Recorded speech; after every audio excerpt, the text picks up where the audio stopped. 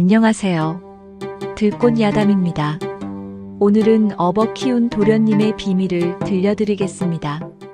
옛날 어느 명문가의 부잣집 최대감은 3대 독자로 태어나 일찍부터 가문의 큰 기대를 한몸에 받았습니다.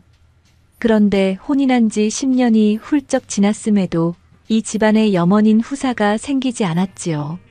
민씨 부인은 자신이 죄인이라며 서둘러 소시를 드리자고 간곡히 청했지만 최대감은 오로지 정실 부인 민씨에게서만 자식을 얻고자 했습니다. 나는 당신한테서 나온 아이가 이 집안의 가문을 잇도록 하고 싶소. 부인, 그러니 너무 애태우지 마시고 마음을 편히 가져야 회임을 빨리 하지 않겠소? 라며 늘 민씨 부인의 마음을 위로하곤 하였지요. 그러던 어느 날 민씨 부인이 암자에서 기도하고 돌아온 그날 밤 대문 밖에서 갓난아이의 울음이 들려왔습니다. 하인이 그 소리를 듣고 깜짝 놀라 문 밖으로 달려나가 보니 무명 보자기에 몇 겹 쌓인 채 달덩이처럼 복스러운 사내아이가 놓여있는 것이 아니겠어요?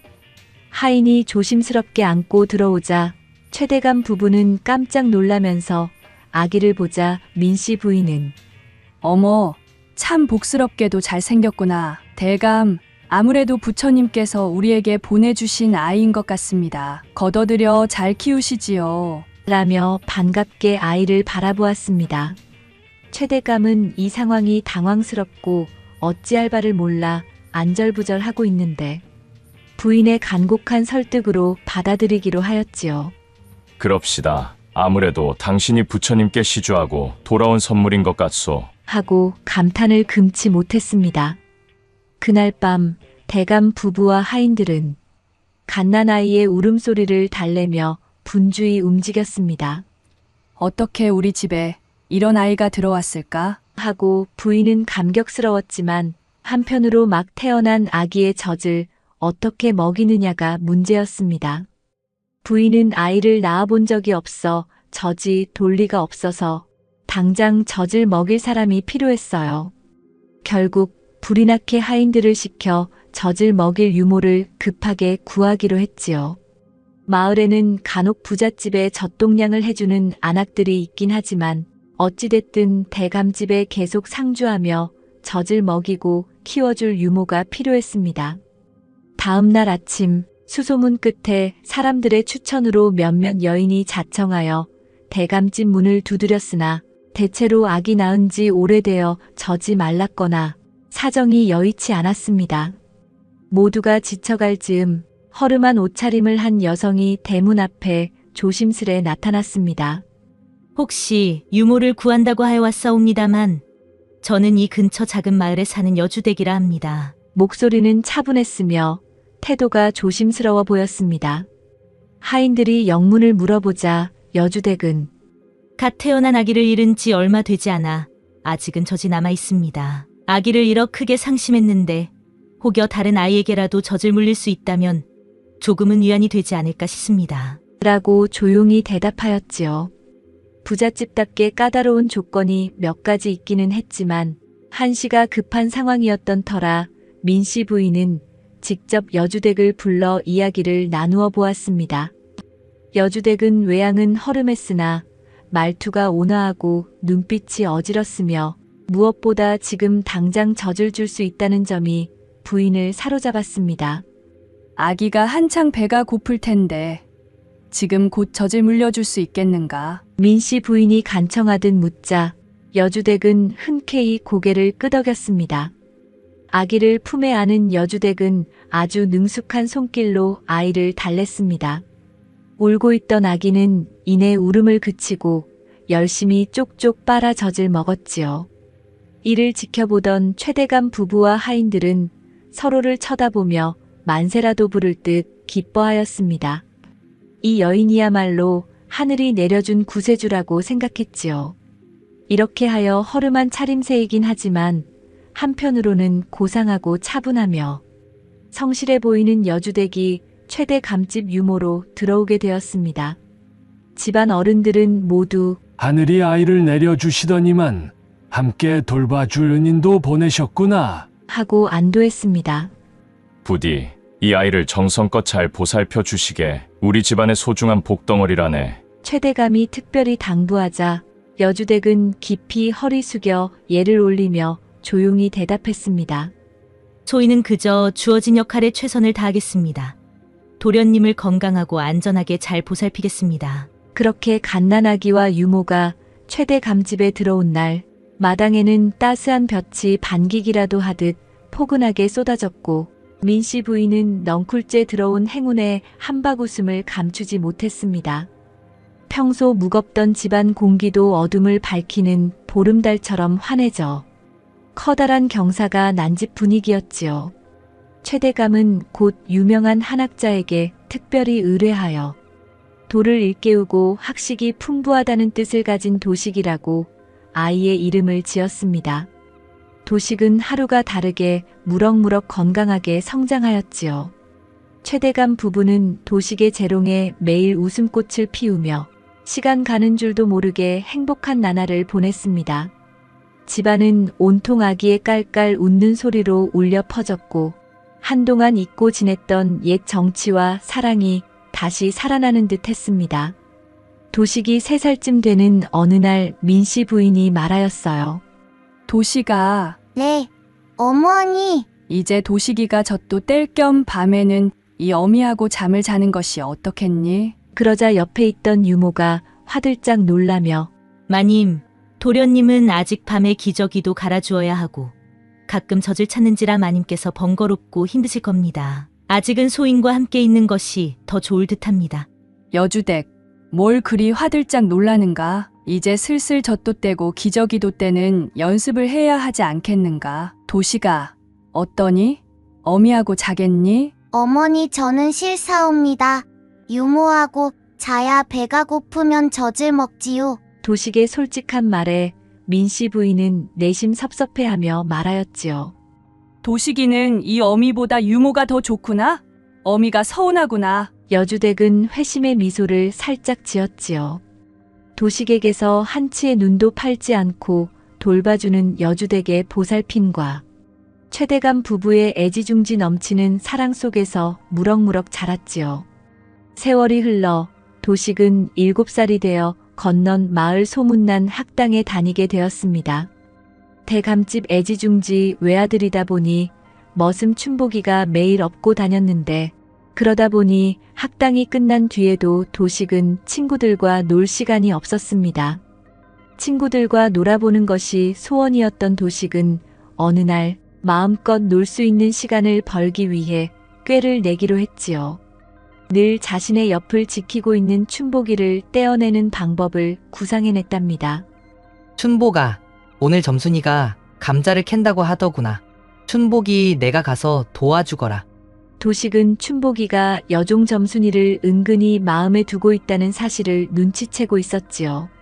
점순이 얘기를 하면 분명히 갈 것이야.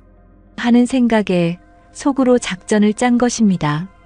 도련님, 안 됩니다요. 저는 도련님 학당 수업이 끝나면 꼭 모시고 집으로 돌아가야 합니다. 점순이에게 갈 수는 없어요. 마님께서 아시면 소인놈 큰경을 칠 것입니다요.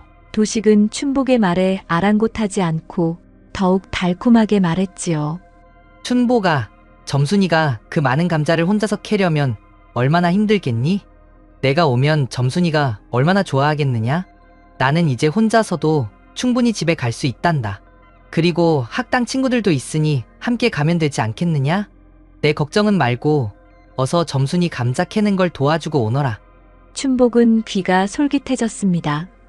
사실 그는 평소 점순이와 더 함께 있고 싶은 마음이 굴뚝 같았지만 집안일에 매여 마음대로 움직일 수가 없어서 답답해하던 차였습니다.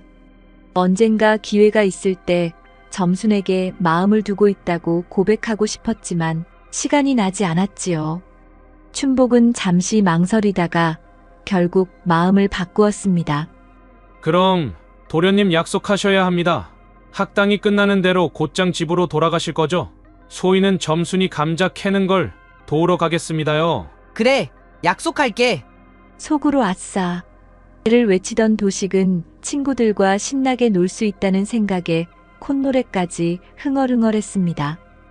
도식은 학당 수업을 마치자마자 춘복이 보이지 않는 것을 확인하고 곧장 친구들과 개울가로 달려갔습니다. 물수 제비뜨기며 물장구를 치며 따스한 볕 아래서 마음껏 뛰놀았지요. 물장난이 점점 길어지면서 옷이 흠뻑 젖어버렸다는 사실도 잊을 정도로 신이 났습니다. 어느새 해는 기울어 어두워지기 시작하자 이제는 집으로 돌아가야 한다는 생각에 도식은 슬며시 겁이 났습니다. 젖은 옷을 어쩔 줄 몰라 당황하면서도 그래도 살금살금 들어가면 들키지는 않겠지? 하는 마음으로 조심스레 대문 쪽으로 다가갔습니다. 하지만 이미 집안에서는 난리가 난 상태였습니다. 도식이 시간이 넘도록 돌아오지 않자 최대감 부부는 물론 여주댁 그리고 하인들이 모두 뒤섞여 도령을 찾아다니고 있었습니다. 내가 잘 모시지 못해서 이런 일이 일어난 거야. 라며 춘복은 발을 동동 구르며 속을 태우고 있었어요.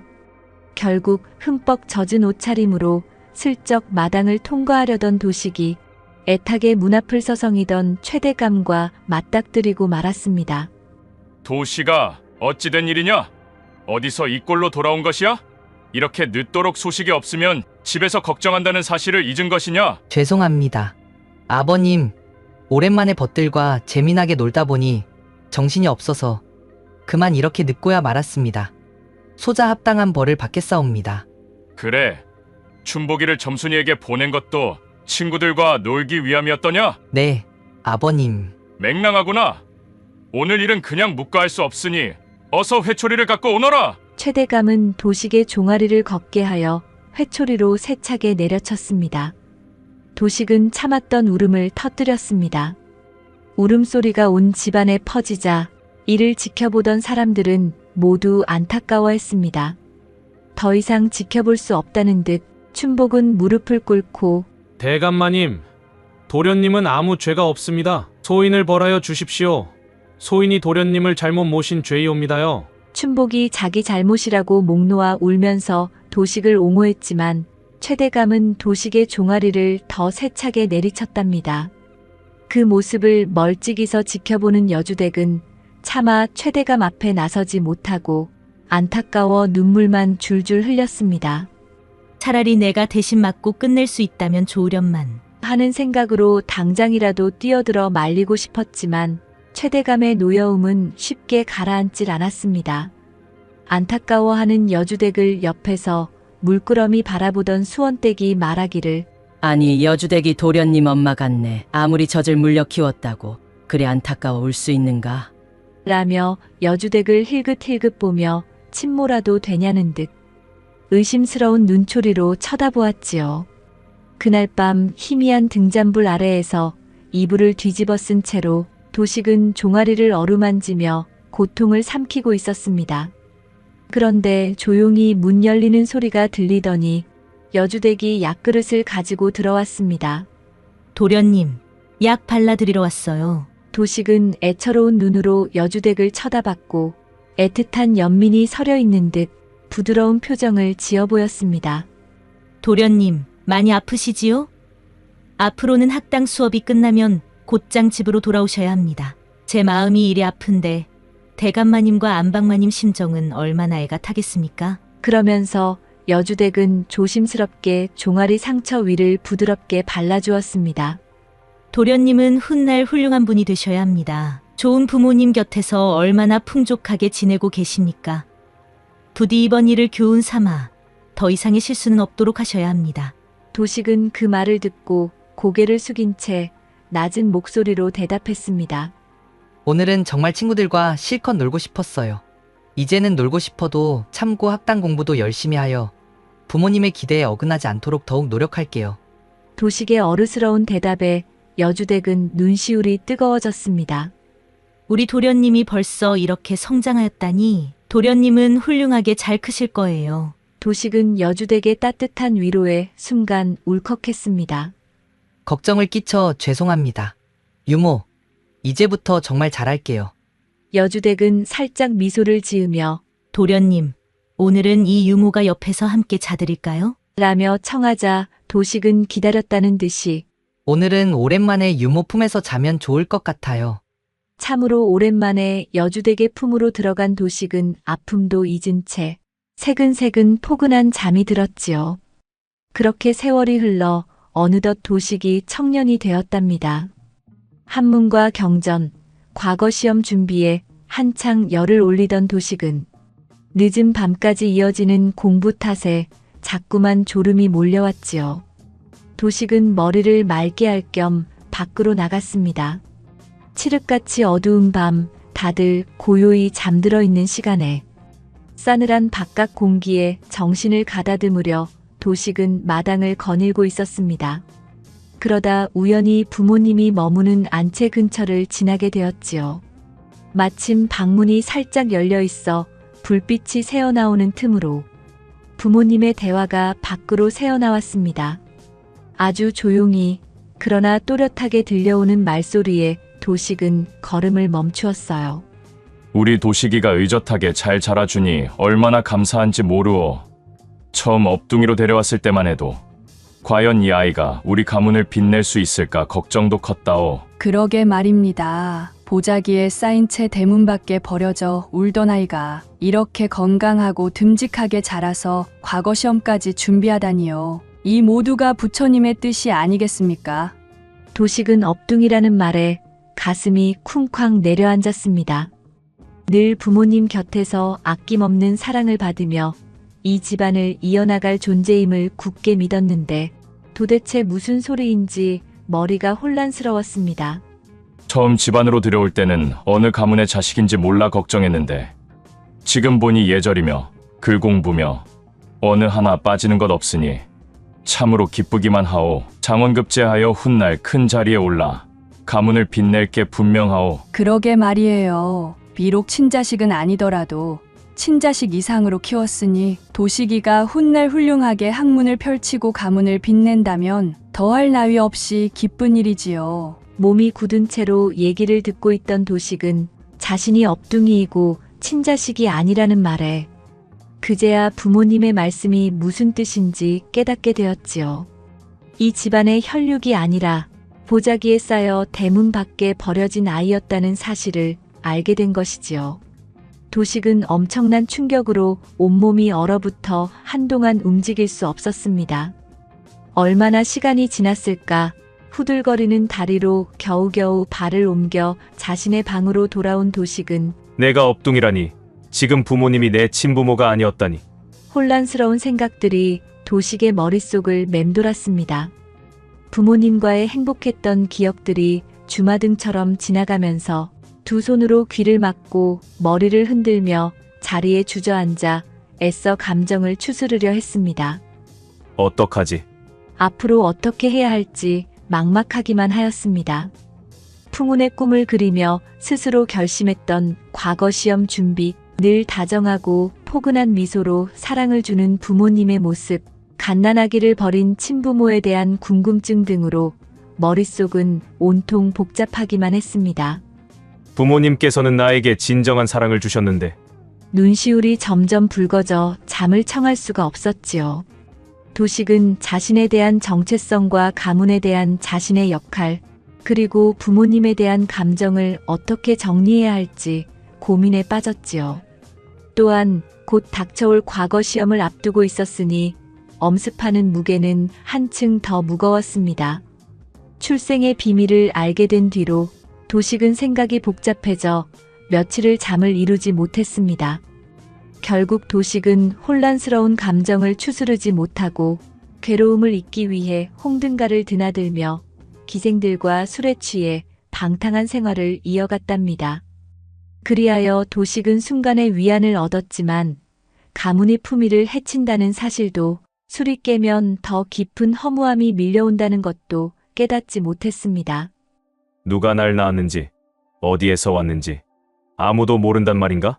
다들 아무렇지도 않은 표정인데 나만 이렇게 미칠 것 같단 말이야. 도식의 이러한 변화는 온 집안의 근심거리가 되었습니다. 최대감과 부인은 아이가 과거 시험을 준비하느라 부담감에 지쳐 그런 게 아닌가? 하며 대수롭지 않게 여겼지만 날이 갈수록 도식이 학당에도 나가지 않고 밤늦게 기생집에서 돌아와 술에 취해 쓰러지는 일이 잦아지자 어쩔 줄 몰라 당황했습니다. 어느 날 저녁, 그날도 술에 잔뜩 취해 뒷문을 통해 비틀거리며 들어오는 도식을 보자 기다리고 있던 민씨 부인이 놀란 표정으로 다가와 다그쳤습니다. 도시가 도대체 무슨 일이 있기에 날마다 술에 빠져 지내느냐? 무슨 일인지 이 어미에게 말 좀 해보거라. 도식은 고개를 떨구며 말을 얼버무렸습니다. 아무 일도 아닙니다. 어머니, 그냥 조금 답답해서 그렇습니다. 그때 안채에서 목소리를 높이며 나오는 최대감이 보였습니다. 대감은 도식의 흐트러진 모습에 눈살을 찌푸리고 다소 엄한 어조로 물었습니다. 이게 무슨 꼴이더냐? 과거 시험을 앞두고 어찌 밤낮으로 술과 기생을 쫓는단 말이냐? 무슨 고민이라도 있으면 말해보거라! 그러나 도식은 대감의 물음에도 분명한 답을 내놓지 못했습니다. 그저 고개를 떨군 채 자신도 감당하지 못할 감정의 무게에 눌려 아무 말 없이 고개를 숙여 어색한 인사를 하고 자신의 방으로 물러났습니다. 그 뒤로도 도식의 생활은 한동안 계속 방탕하게 흘러갔습니다. 이를 지켜보는 여주댁 역시 안절부절 못하며 하루하루 상심이 깊어갔습니다. 도식의 고통스러운 표정 하나하나가 그대로 자신의 상처가 되었지요. 도련님께서 무슨 이유로 이리도 마음을 놓아버렸는지 내 알 길이 없구나. 차라리 내가 그 아픔을 대신할 수 있으면 좋으련만. 도식이 술에 취해 휘청거리며 대문을 들어서는 모습을 보면 여주댁은 재빨리 그를 부축하러 다가가 보았지만 도식의 시선은 늘 초점 없이 먼 곳을 향해 있었고 자기를 달래려는 여주댁의 손길을 무심하게 뿌리치기가 일쑤였습니다. 여주댁은 그런 모습이 안타깝고도 가슴 아팠습니다. 마치 자식이 타락의 길로 빠져드는 걸 손 놓고 지켜보는 어미의 심정 같았지요. 어느 날 새벽 도식은 그날도 처진 모습으로 술에 취해 휘청거리며 방 안에 들어섰습니다. 문을 살그머니 열고 여주댁이 작은 사발에 담긴 꿀물을 들고 들어왔습니다. 도련님, 이렇게 늦도록 또 술을 드셨군요. 갈증이 날 것 같아 꿀물을 조금 타왔습니다. 술에 취하긴 했으나 아직 정신을 잃진 않았던 도식은 헛웃음을 짓고 사발을 쳐다보며 고개를 푹 숙였습니다. 유모, 제게 더 이상 따뜻하게 대해주지 마세요. 저는 이미 이 집안에 피가 흐르지 않는다는 걸 알고 있습니다. 더 이상 그 착각 속에서 머물고 싶지 않아요. 도식의 그 한마디에 여주댁은 깜짝 놀라 하늘이 무너지는 것 같았습니다. 순간 도식이 방황하고 있는 이유가 그의 출생 비밀과 연관이 있다는 것을 직감하였지요. 도련님, 갑자기 그런 말씀을 왜 하시는 거예요? 도식은 고개를 들어 여주댁을 바라보았습니다. 술에 취해 초점이 풀린 눈동자에는 왠지 모를 슬픔과 분노가 뒤엉켜 있었습니다. 부모님 방 앞을 지나다 우연히 들었어요. 내가 대문 밖에 버려져 있었던 아이라는 것을요. 이 집안의 혈육이 아닌 저를 정성껏 키워주셔서 감사하지만 저는 너무 혼란스럽습니다. 화들짝 놀란 여주댁은 그만 사발을 놓치고 말았습니다. 젖은 방을 수습할 겨를도 없이 도식이 떨리는 목소리로 말하였어요. 혹시 유모는 아십니까? 제가 어디서 왔는지, 누구의 자식인지 아시면 제발 알려주세요. 여주댁은 순간 몸이 굳어버렸습니다. 도식은 한숨과 울음이 뒤섞인 목소리로 내뱉었습니다. 제가 뿌리도 모르고 부모가 어떤 사람인지도 모르는 현실이 너무 싫습니다. 내 부모는 왜 나를 버렸을까요? 차라리 사실을 모르고 살았다면 좋았을 것을. 여주댁은 떨리는 손을 애써 진정하며 도식의 어깨를 다독였습니다. 꼭 자신의 아이를 어루만지듯 따뜻하고 포근한 손길이었지요.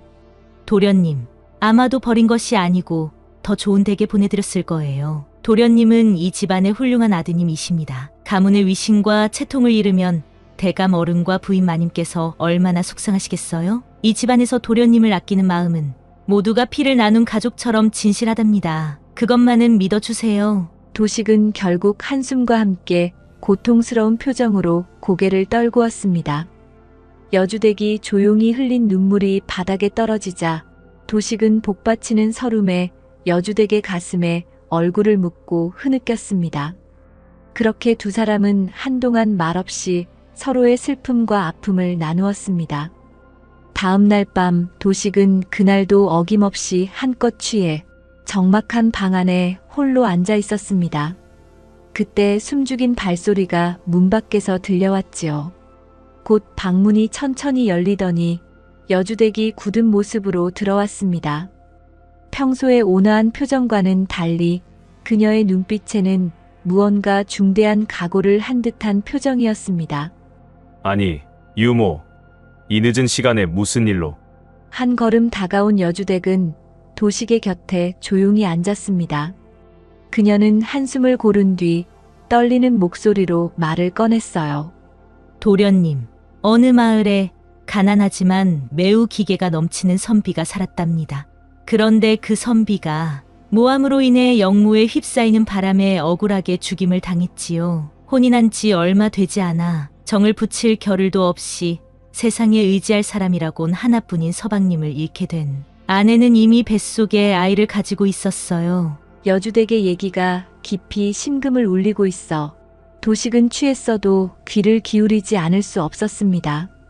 남편이 죽임을 당하자 그 아내는 뱃속 아이만이라도 살리겠다고 정처 없는 길을 떠났지요. 가진 것 없는 빈털터리로 떠돌다가 결국 혼자서 아이를 낳게 되었지만 그 아이를 키울 형편이 못 되었어요. 여주댁은 얼굴을 살짝 숙인 채 계속 이야기를 이어갔습니다. 그 여인은 어떻게든 아이만은 살려야겠다고 결심했지요. 그때 마침 아기를 간절히 원하는 부잣집이 있다는 소문을 듣게 되어 밤이 깊었지만 대문 앞에 조심스레 아기를 두고 갔지요. 여주댁은 말을 잇지 못하고 잠시 흐느끼다가 눈물을 훔치며 입술을 깨물었습니다. 그 여인은 아기가 눈에 밟혀 발길이 떨어지지 않아 멀리 떨어져 몰래 지켜보다가 마침 유모를 구한다는 사실을 알게 되어 결국 그 아이의 유모가 되었답니다. 그 아이를 정성으로 키워주며 곁에서 성장하는 과정을 지켜볼 방법을 택했던 것이지요. 어미로서 떳떳하게 키워주지는 못할지라도 한시라도 옆에 두고 돌봐주고 싶었기 때문이었어요. 이제 도식은 이 이야기가 낯선 남의 얘기가 아님을 직감했습니다. 머릿속에서 몇 가지 퍼즐 조각이 맞춰졌습니다. 그러자 가슴이 쿵쿵 뛰고 조여왔지요. 세상에 이럴 수가. 하며 아무 말도 못했지만 고개를 들어 여주댁이 입술을 깨물고 바르르 떠는 모습을 지켜봤습니다. 그 아이가 자라는 모습을 곁에서라도 지켜볼 수 있다면 이 모진 세상에서 받은 상처를 달래고 조금이나마 위로가 될 거라 믿었지요. 이야기를 마치자 여주댁의 눈에서 눈물이 왈칵 쏟아졌습니다. 그녀는 손으로 입을 가린 채 숨죽여 울음소리를 내지 않으려 애썼지만 흔들리는 어깨가 모든 걸 말해주고 있었습니다. 도식은 그 아기가 바로 자신임을 직감하였습니다.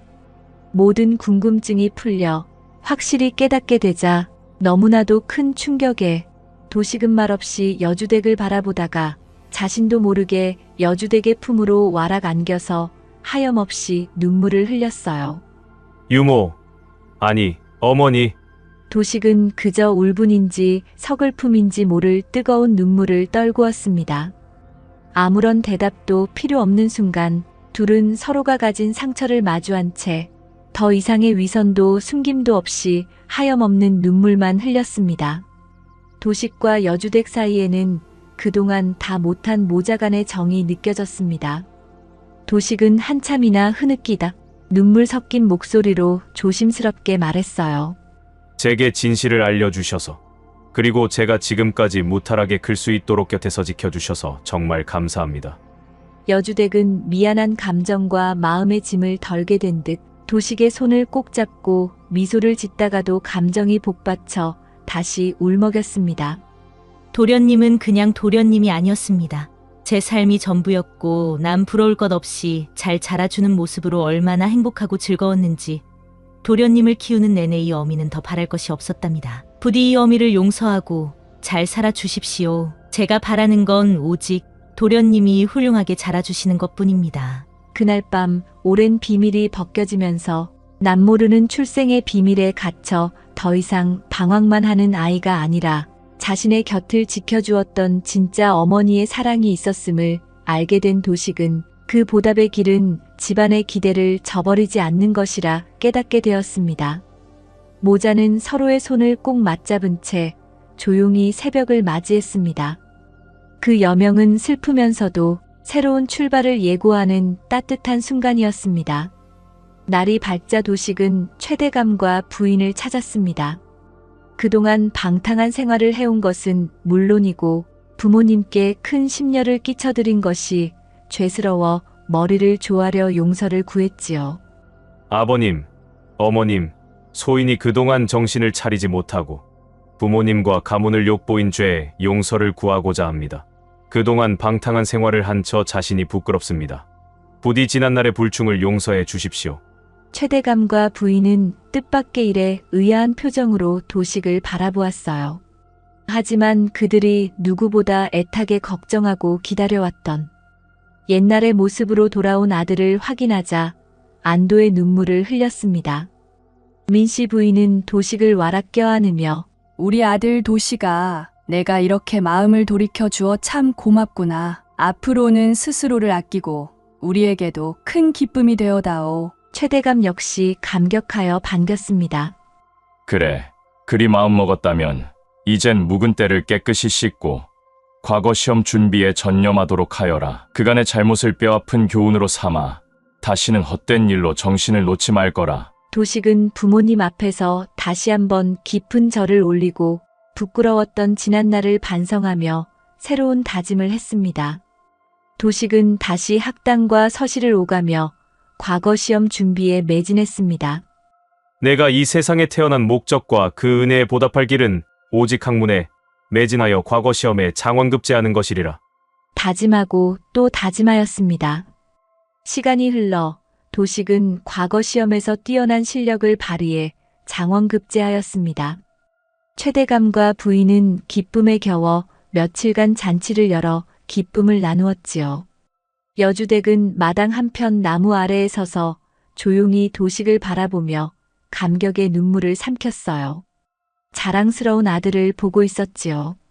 도련님이 이렇게 훌륭한 사람이 되었구나. 도시가 고맙다. 처음으로 불러보는 아들의 이름, 여주댁은 하염없는 눈물을 삼켰습니다. 여주댁은 혹시나 들키기라도 할까봐 몸을 돌려 뒷마당으로 가려 할 때 헛구역질과 함께 심한 기침이 나오더니 결국 피를 토하고 말았습니다. 애써 옷소매로 입을 가리고 재빨리 자리를 피해버렸습니다. 그동안 잔기침이 계속 있었지만 대수롭지 않게 여기고 기침이 나오고 속이 더부룩할 때마다 송악가루만 먹곤 하였지요. 잔치가 거의 끝날 무렵 도식은 부모님과 하객들을 배웅한 뒤 여주댁을 찾았습니다. 여주댁이 머무는 방문을 살며시 열고 들어가려던 찰나 깜짝 놀라 몸이 굳어버리고 말았습니다. 헉헉. 여주댁은 힘겨운 표정으로 헛기침을 하며 가슴팍을 움켜쥔 채 붉은 피를 토하고 있었습니다. 도식은 황급히 달려가 여주댁을 부축하며 말하였어요. 유모, 무슨 일이에요? 왜 이렇게 되었습니까? 지금 당장 의원을 불러오겠습니다. 여주댁은 떨리는 손으로 도식의 소매를 붙잡고 애써 괜찮다며 숨을 고르려 했지만 이미 병세가 깊어졌다는 사실을 감추기가 어려웠습니다. 늦은 밤 급히 달려온 의원은 진맥하더니 심각한 표정으로 고개를 저었습니다.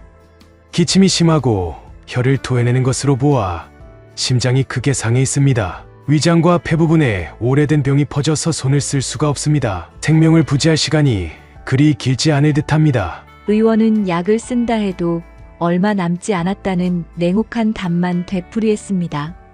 마치 요즘 시대로 치면 폐암이나 위암에 걸린 상태여서 이미 손쓰기가 어려운 지경에 이른 것이지요.